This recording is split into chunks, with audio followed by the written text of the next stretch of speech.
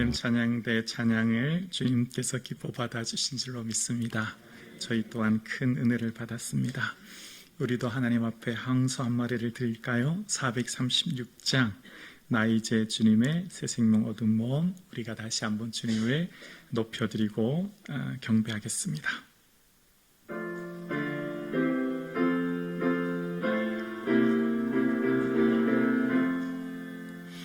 나 이제 주님의 새 생명 얻은 몸, 옛것은 지나고 새 사람이로다.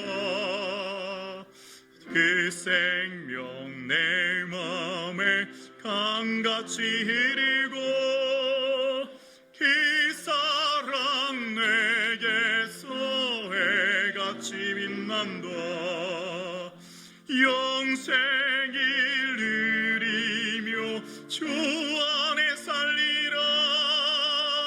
오늘도 내일도 주와 함께 살리라. 주 안에 감추인 주 안에 감추인 새 생명 얻으니 이전에 줬던 것 이제는 값없다.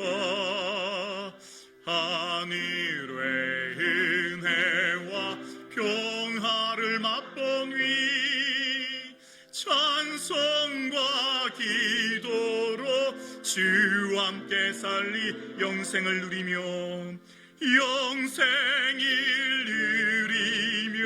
주 안에 살리라. 오늘도 내일도 주 안에 살리. 산천도 초목도 새 것이 되었고 죄인도 원수도 친구로 변한다. 새 생명 얻은 자 영생을 누리니 주님을 모신 맘 새 하늘이로다. 영생을 누리며 주 안에 살리라. 오늘도 내일도 주와 함께 살. 주 따라가는 길, 주 따라가는 길 험하고 멀어도 찬송을 부르며 뒤따라가리라. 나 주를 모시고 영원히 살리라. 날마다 섬기며 주와 함께 살리 영생을 누리며 주 안에 살리라. 오늘도 내일도 우리 2절입니다. 주 안에 감추인 주 안에 감추인 새 생명 얻으니 이전에 줬던 것 이제는 값없다. 하늘의 은혜와 평화를 맛보니 찬송과 기도로 주와 함께 살리 영생을 누리며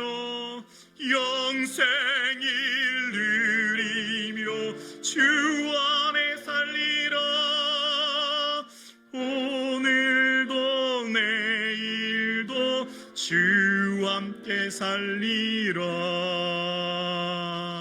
아멘. 예수님 안에 이전에 줬던 것 이제는 값없는 새로운 믿음의 시야가 열리는 은혜가 있기를 주님의 이름으로 축원합니다.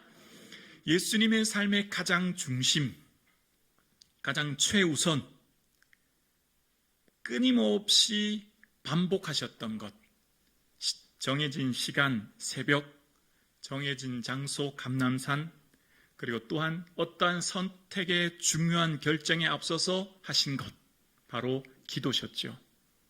그래서 주님께서는 기도 외에라는 표현을 속에 어떤 것으로 대처할 수 없는 기도의 능력이 있음을 말씀하십니다. 그렇게 말씀하신 기도를 강조하신 주님께서는 몸소 기도를 가르쳐 주셨고, 오늘 본문 산상수훈에서도 기도하라 말씀하신 주님께서는 기도하는 자에게 주시는 은혜를 오늘 본문 11절에 이렇게 말씀하십니다. 너희가 악할지라도 좋은 것을 자식에게 줄 알거든 하물며 하늘에 계신 너희 아버지께서 구하는 자에게 좋은 것으로 주시지 않겠느냐. 아멘. 우리는 내가 원하는 것을 내가 원하는 때에 내가 원하는 방식으로 받는 것을 좋은 것이라 생각합니다. 내가 원하는 것이 A라고 하는 것을 구했을 때 똑같이 A라고 하는 것을 주시면 좋은 것이라 생각하지요. B라고 하는 것을 구했을 때 B라고 하는 것을 주시는 것을 좋은 것이라 생각합니다. 그래서 좋은 것은 각자 사람의 마음에 따라 그 소원이 다르기 때문에 각자 좋은 것의 내용이 달라질 수 있지요. 그런데 오늘 본문 말씀하셨던 예수님 말씀하신 좋은 것은 구체적으로 뭘 말할까요? 오늘 본문과 동행 본문인 요한복음 11장에서는 오늘 예수님 말씀하신 좋은 것을 이렇게 말씀하십니다. 너희가 악할지라도 좋은 것을 자식에게 줄 알거든 하물며 너희 하늘 아버지께서 구하는 자에게 성령을 주시지 않겠느냐 하시니라. 예수님께서 우리에게 주시는 가장 좋은 것은 바로 성령님이셨습니다. 백인 백색, 천인 천색 각각 바램과 소원이 천차만별인데 모든 사람들에게 공통적인 은혜가 바로 성령님을 주셨고, 그 성령님의 은혜를 누리는 자로 성령님의 은혜로 말미암아 누리는 은혜가 있음을 예수님은 말씀하신 거예요. 자, 왜 성령님일까? 예수님 생애 동안 그토록 강조하셨고 모범으로 보이셨고 그동안 예수님이 하셨던 사역의 중심에서 하셨던 기도, 특별히 그 기도를 통해 우리에게 뭘 주시려고 하신다고요? 성령님을 주시고자 하신다는 겁니다. 성령님을 주시고자 하는 구체적인 이유가 뭘까요? 성령님은 우리의 임재하심으로 말미암아 우리의 존재 자체가 변화되는 겁니다. 우리의 존재 자체가 완전히 변화되어서 우리의 소원과 바람이 바뀌는 거죠. 아멘이십니까? 우리는 성경을 통해 믿음의 선배들의 삶의 궤적을 통해 그 믿음의 선배들의 가치관이 바뀌었다는 것을 알게 되죠. 베드로의 삶을 보면 베드로의 삶에 배와 그물을 버려두고 예수님을 쫓았던 중요한 핵심 가치는 다른 제자들과 똑같은 더 큰 자리, 더 높은 자리였는데 성령의 충만함을 받고 난 이후 베드로의 삶의 언어와 그 삶의 모습을 보면 그가 중요하게 여겼던 가치가 완전히 바뀌었다는 걸 압니다. 베드로 전후서를 보면 베드로의 삶의 가장 중요한 가치가 바로 믿음이었다는 걸 알게 되지요. 그래서 믿음 앞에 보배로운 믿음이라는 표현을 씁니다. 그리고 믿음의 확실함은 불로 연단하여도 없어질 금보다 더 귀하다라고 이야기합니다. 믿음은 금보다 더 귀하다 얘기합니다. 베드로의 삶의 중요한 가치는 금이었습니다. 금을 더 많이 얻기 위해 예수님을 쫓았던 그의 삶은 이제 더 이상 그의 삶의 귀한 가치는 금이 아니라 바로 믿음이었다는 것을 깨닫게 되었고, 그 변화된 중요한 계기가 성령님이라는 걸 알게 된 베드로는 오순절날 성령님의 임재와 함께 초대교회 많은 성도들을 설교하고 이방인들에게 설교할 때 베드로가 이야기합니다. 너희가 각각 예수 그리스도 이름으로 죄사함을 얻고 죄사함을 받으라. 그리하면 성령을 선물로 받으리니. 베드로가 인생을 살아보니 가장 가치 있고 가장 값진 것이 무엇인가를 그는 체험했습니다. 바로 성령님이셨고, 그래서 그는 자기가 경험한 것을 이제 전하기 시작하고 그들에게 권면하기 시작한 거죠. 함께 예배드리시는 사랑하는 성도님, 오늘 저와 여러분의 삶에 성령의 충만한 임재를 누릴 수 있기를 주님의 이름으로 축원합니다. 여러분, 우리의 삶에 이 세상을 살아가는 저와 여러분의 삶은 누구나 다 인생의 무거운 짐을 지고 있죠. 그래서 예수님께서도 스스로 조심하라, 술 취함과 방탕함과 생활의 염려로 너희 마음이 둔하여지고 라고 이야기하십니다. 둔하여진다는 원어의 뜻은 짓누르다는 의미입니다. 짓누르고 있다는 거죠. 생활의 염려, 삶의 모든 순간순간 살아가는 저와 여러분의 삶에는 끊임없이 파도처럼 밀려오는 생활의 염려가 지금 여러분을 짓누르고 있습니다. 그 생활의 염려로 짓눌림 받는 우리에게 예수님께서는 성령님의 은혜를 충만히 받고 자유함을 누리라 말씀하십니다. 성령님의 은혜가 임재하시면 포로된 자에게 자유를, 눌린 자에게 자유를 주시는 은혜가 있지요. 성령님의 충만한 임재가 임하게 되면 우리의 삶 가운데 주시는 성령의 임재로 충만한 기쁨과 은혜를 누리게 될 줄로 믿습니다. 아멘. 성전을 오를 때, 또 새벽에, 저녁에 주님 걱정이 돼서 기도의 정리를 잔뜩 안고 걱정과 근심으로 성전에서 엎드리면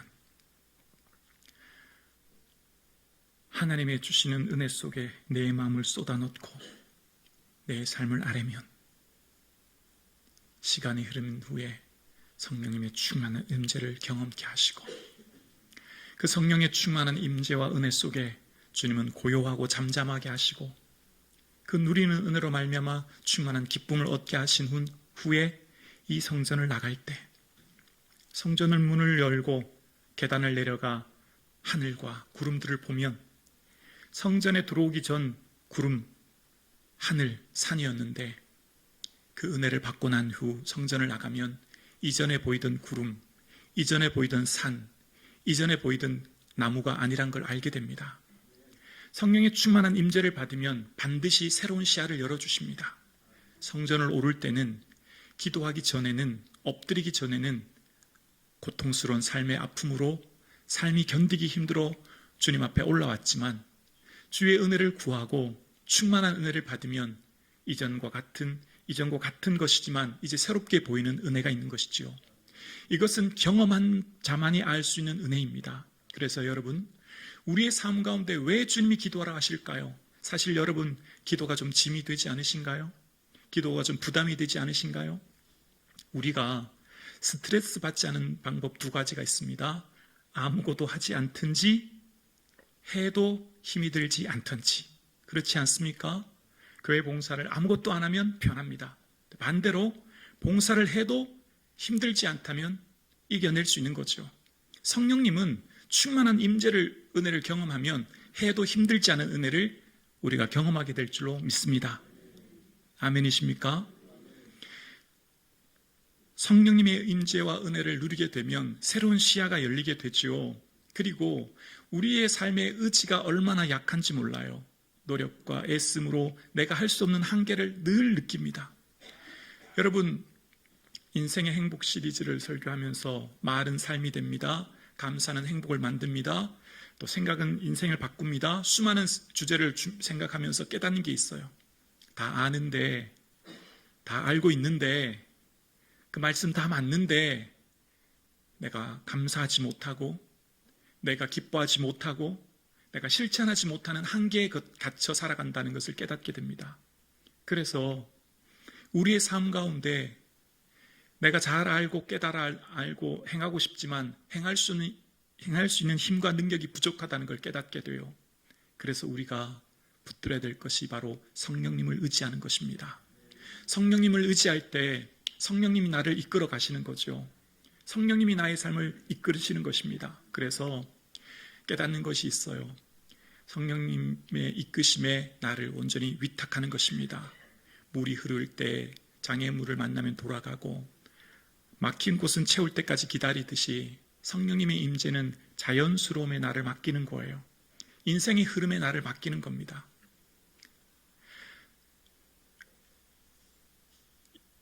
초대교회의 가장 중요한 것은 예루살렘 성전이었거든요. 구약에서부터 솔로몬 때부터 지금까지 예루살렘 성전은 너무 소중했어요.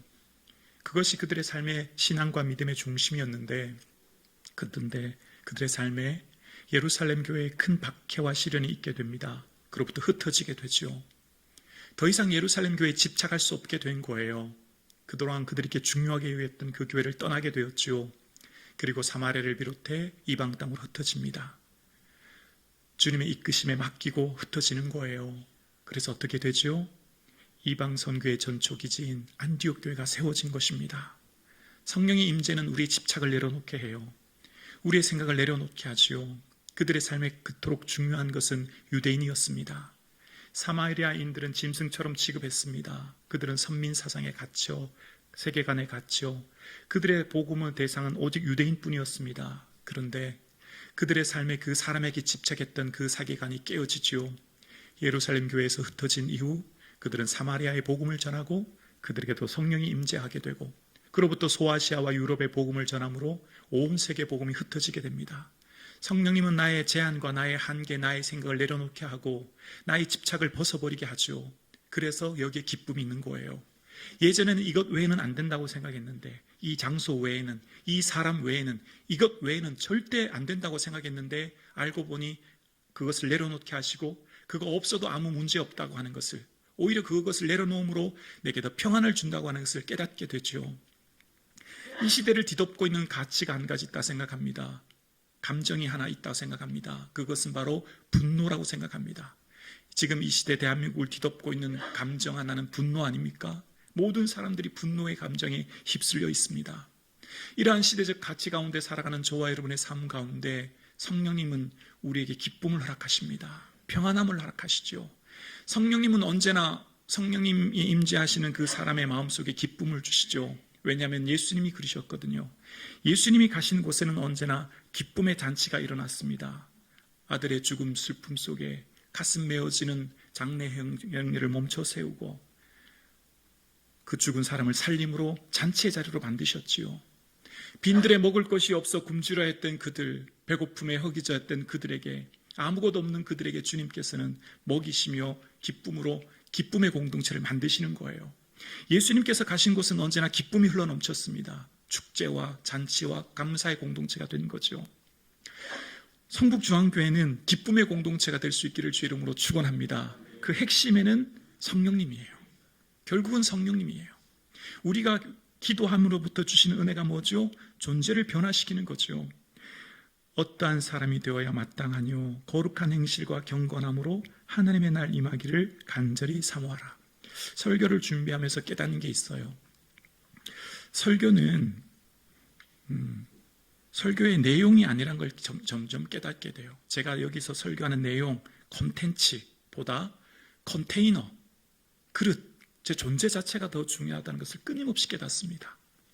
어떠한 사람으로 존재의 변화가 더 중요한 거예요. 제가 여기서 말하는 메시지, 말의 내용보다, 설교의 내용보다 제 존재 자체가 훨씬 더 100배, 1000배 귀하다는 것을 끊임없이 깨달아요. 어떤 내용 콘텐츠보다 컨테이너인 제 자신의 그릇을 끊임없이 성결하게 하고 끊임없이 주님 앞에 변화시키고 끊임없이 충만한 은혜를 받는 게 훨씬 더 중요하다는 걸 깨닫습니다. 여러분, 성령님은 우리의 존재 자체를 변화시키죠. 그래서 우리의 삶 가운데 있는 소원과 바람이 변화되는 거예요. 이전에 좋던 것 이제는 값없다. 어린아이가成장하면서 그 마음의 소원이 바뀌듯이 주의 은혜 안에 있는 자에게는 끊임없이 우리의 마음의 소원이 바뀌게 되죠. 주님 기뻐하는 소원이 우리의 소원 되기를 주님의 이름으로 축원합니다. 이것이 평생의 우리의 소원이고 우리의 평생의 기쁨이 되어야 하죠. 우리의 삶 가운데 성령님의 임재하심은 나다움의 삶을 살아가게 합니다. 나다움이요. 왜냐하면 알고 보면 삶에 주어진 모든 자리가 하나님의 은혜로 주어졌음을 알게 되어요.